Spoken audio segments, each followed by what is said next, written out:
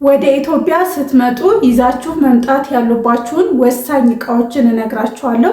በተለይ ደግሞ ካርጎ የማታደርጉ ካላችሁ አብቃቅታችሁ በ23 ኪሎ ወይም ደግሞ ከዛም በላይ በታችም ሊሆን ይችላል፣ ግን በተፈቀደላችሁ የኪሎ መጠን እንዴት አድርጋችሁ ጠቃሚ እቃዎችን ይዛችሁ እንደምትመጡና ምን እቃዎችን ይዛችሁ መምጣት እንዳለባችሁ እነግራችኋለሁ። ቪዲዮውን እስከ መጨረሻው ድረስ መከታተላችሁ እንዳትረሱ።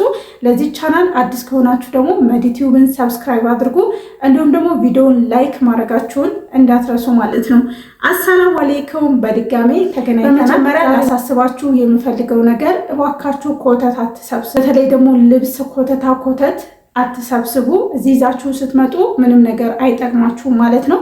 በተለይ ደግሞ እናንተ ያልገዛችሁት ማዳም የጣለችሁ ማዳም የሰጠቻችሁ ምናምን ነገር ማዳም ቤት እንደው ልብስ ከተቀበላችሁ ከማዳም ቤት የልጅ ልብስ ነው አሪፉ፣ ብዙ ስለማይጎዳ እንደው ልጅ ኑሯችሁ የልጅ ልብስ ምናምን ከሰጧችሁ እሱን ተቀበሉ። ከዛ ውጭ ግን ለእናንተ የማዳም በቃ የጣለችውን ወይ ደግሞ አልፈልግም ብላ የጠበባትን የሰፋትን ማንኛውንም ነገር ማዳም የሚሰጣችሁን ልብስ በፍጹም ይዛችሁ እንዳትመጡ። አንደኛ ልብሱ ልካችሁ አይደለም፣ ሁለተኛ ደግሞ እዚህም ይዛችሁት መታችሁ ማንም የሚለብሰው የለም። ስለመግዛት ካለባችሁ እዚህ ኢትዮጵያ ትገዛላችሁ ማለት ነው። የመጀመሪያው ወደ ኢትዮጵያ ይዛችሁ መምጣት ያለባችሁ እቃ ስልክ ነው። ስንት ስልክ ለምትሉት እናንተ የሚያስፈልጋችሁን ያክል ይዛችሁ መምጣት ትችላላችሁ። እስከ 4ም 5ም 6ም ይቻላል። ለምሳሌ የውሃ ማፍሊያ ሊሆን ይችላል፣ ካውያ፣ የሽንኩርት መፍጫ፣ የጁስ መፍጫ፣ እነዚህ ነገሮች አሁን ቢያንስ እነዚህ አሁን የዘረዘርኳቸው ከ10 ኪሎ አይበልጡም ማለት ነው። እነዚህ ነገሮች ይዛችኋቸው ብትመጡ ይጠቅሟችኋል ማለት ነው። የጁስ መፍጫ፣ የሽንኩርት መፍጫ፣ የቡና መፍጫ እንዲሁም ደግሞ ካውያ አርጋችሁ እነሱን ይዛችሁ ማለት ነው። አልጋ ልብስ ደግሞ የአልጋ ልብስም እንደዚሁ የአልጋ ልብስ ስትገዙ ትንሽ ኪሎ 4 ኪሎ አለ፣ 6 ኪሎ አለ። ብርድ ልብስም ከ6 ኪሎ በላይ አትያዙ ማለት ነው። 6 ኪሎ በጣም በቂ ነው። ከዚህ በፊት ስለ ብርድ ልብስ የሰራሁት ቪዲዮ አለ ማለት ነው። እሱንም ማየት ትችላላችሁ። ብቻ 6 ኪሎ ይበቃችኋል ማለት ነው። ሌላው ደግሞ እነዚህ ሸርሸፎች አሏ። የሶላር ሸርሸፍ ሳይሆን ፎጣዎች እንደ ብርድ ልብስ አይነቶቹ ስማቸው ምን እንደሆነ አላውቅም። በቃ እንደ ብርድ ልብስ የምትጠቀሟቸው የምትለብሷቸው ፎጣዎች አሉ አይደለ? እነሱን 1-2 ይዛችሁ ብትመጡ እነሱን እንደውም ለእናንተ ብቻ ሳይሆን ለቤተሰብም ይዛችሁላቸው ብትመጡ ሁሌ ነው እንደ ጋቢ፣ ከጋቢ ከፍ ያለ ማለት ነው። እንደ ጋቢ በቃ ሰው ቤታችሁ እንግዳ ሲመጣ እግራችሁ ላይ ጣል ታደርጋላችሁ። ብዙ ጥቅም ስላላቸው እነዛን ፎጣዎች ይዛችሁ መምጣት ይኖርባችኋል ማለት ነው። ሌላው ደግሞ ብረት ድስት ይዛችሁ መምጣት ትችላላችሁ። አሁን ይሄ ሁሉ እንዴት ነው በ23 ኪሎ ይዞ መምጣት ይቻላል ወይ ካላችሁ፣ አዎ ይቻላል። በልብስና በኮተት ሻንጣችሁን ካልሞላችሁት እነዚህን ነገሮች ይዛችሁ መምጣት ትችላላችሁ። ብረት ድስት ይዛችሁ ስትመጡ ደግሞ ብዙ ሚዛን የማይመዝን ነገር ግን ቆንጆ የሆነ ብረት ድስት መርጣችሁ እሱንም ይዛችሁ ቶሎ ማለት ነው። በተረፈ ደግሞ ልብስ ያስፈልገኛል የምትሉ ከሆነ ራሳችሁ ሂዳችሁ ለእናንተ በልካችሁ የገዛችሁትን አይነት ልብስ በ10 ኪሎ መያዝ ትችላላችሁ ማለት ነው።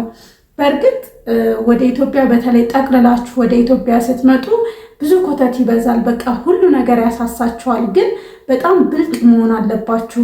ዝም ብላችሁ የማይረባ ነገር ይዛችሁ መታችሁ እዚህ የምትቆጩበት መሆን የለበትም ማለት ነው። ለምሳሌ ማሽኖችን ይዛችሁ መታችሁ ባትጠቀሙባቸው እንኳን እመኑኝ አትርፋችሁ ነው የምትሸጡት ማለት ነው። ነገር ግን ልብስ ኮተታውን ይዛችሁ መታችሁ ምን ታረጉታላችሁ? በቃ ካልሆናችሁ ልዋጭ መዘብሰፊያ ምናምን ነው የምትቀይሩበት ማለት ነው። ስለዚህ እንደዛ እንዳይሆን ቢያንስ ኢትዮጵያ ይዛችሁት መታችሁ እንኳን እናንተ እንኳን ባትጠቀሙ ትሸጡታላችሁ ማለት ነው። ሌላው ደግሞ ሴቶችዬ ለእናንተ ይዛችሁ መምጣት ያለባችሁ ወሳኝ ነገር ምንድነው? እስቲ ሻወር ይዛችሁ መምጣት አለባችሁ ለፀጉራችሁ። ቀኝነት አረብ ሀገር ያላችሁ አብዛኞቻችሁ ሴቶች ያለ እስቲ ሻወር ፀጉራችሁን ማበጠር እንደማትችሉ ነው እርግጠኛ ሁኝ የምናገረው። ስለዚህ እዚህ ኢትዮጵያም ያስፈልጋል ይዛችሁት ቶሎ ማለት ነው። እናንተ ለራሳችሁ ማለት ነው። አንደኛ ሳሙና፣ የገላ ሳሙና ሳታበዙ፣ ሁለተኛ ደግሞ ቫልዚን፣ በሶስተኛ ደረጃ ደግሞ ለእናንተ ልብስ ለኛ ያስፈልገናል ብላችሁ ካሰባችሁ ቆንጆ ሂጃቦችን ይዛችሁ መምጣት ትችላላችሁ። እንዲሁም ደግሞ ምሳሌ ሂጃብ ይዛችሁ መምጣት ካለባችሁ ጥራት ያለው ትንሽ ሂጃቦች ማለት ነው። እንዲሁም ደግሞ ቱታዎች ይዛችሁ ብትመጡ እዚህ ሀገር ቱታ ኢትዮጵያ ውድ ነው። በእርግጥ ኦሪጂናል ነገር አለ ግን ውድ ነው። እዛ ገዝታችሁ ብትመጡ ይቀንሳል ማለት ነው። ቱታ ስላችሁ 10 20 አይደለም 1 2 3 ይበቃችኋል ማለት ነው። ምክንያቱም ካርጎ አታደርጉም። ካርጎ ካረጋችሁ ግን ምን ይዛችሁ መምጣት እንዳለባችሁ ብዙ ነገሮችን እኔ ቻናል ላይ ፖስት አድርጌያለሁ። እሱን ገብታችሁ ማየት ትችላላችሁ ማለት ነው።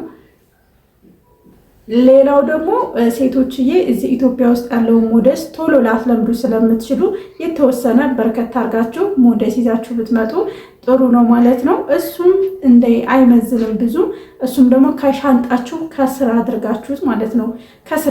ከስር ስላችሁ ምንም ልብስ ከምታስቀምጡበት ከስር አድርጋችሁ ይዛችሁ መምጣት ትችላላችሁ ማለት ነው። ነገር ግን እናንተ የምትኖሩት ገጠር ከሆነ ከዛ ሀገር ከአረብ ሀገር መታችሁ የምትኖሩ ገጠር ማብራት የሌለበት ቦታ የምትኖሩ ከሆነ ደግሞ እነዚህ አሁን ለምሳሌ የቡና መፍጫ፣ የጁስ መፍጫ፣ ስቲሻወር ምናምን ነገር የሚባሉት ነገር አያስፈልጋችሁም። ነገር ግን አሁን ላይ ሳስበው ምንም ማብራት የሌለበት አካባቢ የለም። ሁሉም በተለይ በፊት ገጠር የሚባሉት አካባቢዎች አሁን ላይ ከተማ እየሆኑ ቆጣሪ እየገባ ምናምን ነገር ስለሆነ ምናልባት ወደፊትም ልትጠቀሙባቸው ስለምትችሉ ይዛችሁ መምጣት አለባችሁ። ሌላው ደግሞ በዚሁ ተጨማሪ አረብ ሀገር ሆናችሁ ልጅ ያላችሁ ለልጆች ምን ይዤላቸው ልሂድ በቃ ግዴታ የሆነ ነገር ለልጆች ገዝቼ የሚሄድ አለብኝ ብላችሁ ካሰባችሁ ቱታዎች፣ አረብ ሀገር ቱታ በጣም ቆንጆ ቱታ አለ።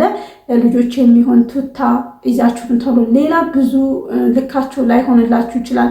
እናንተ በፎቶ የምታዩዋቸው ልጆቻችሁና በአካል ስታያችሁ ሊለያዩ ስለሚችል ፍሪ ሳይዝ የሆነ ቱታ በእድሜያቸው ቱታ ይዛችሁን ቶሎ። ከዛ ውጭ ምንም ይዛችሁን ቶሎ ብዬ አልመክራችሁም ማለት ነው። እና እነዚህ ነገሮችን ዋና ነገሮችን ይዛችሁ መምጣት ትችላላችሁ።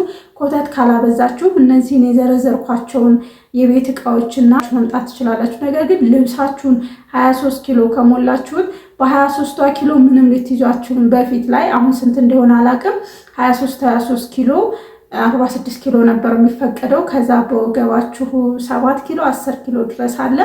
ከዛ ውጭ አይፈቀድም ነበር። ግን እንደ አውሮፕላኑ ይለያያል። በኢትዮጵያ አየር መንገድ ከሆነ የምትመጡት ኪሎ ይለያያል። በመስር ከሆነ፣ በዱባይ ከሆነ፣ በሳዑዲ ከሆነ ይለያያል። እንደ አውሮፕላናችሁ እናንተ እንደምትመጡት ትራንዚት ከሆነ ይለያያል።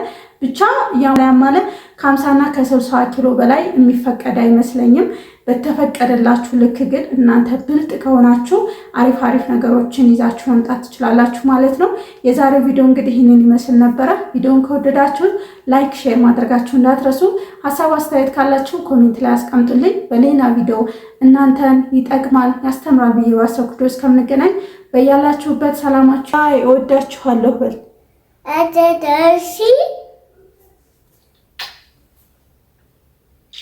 ውድድ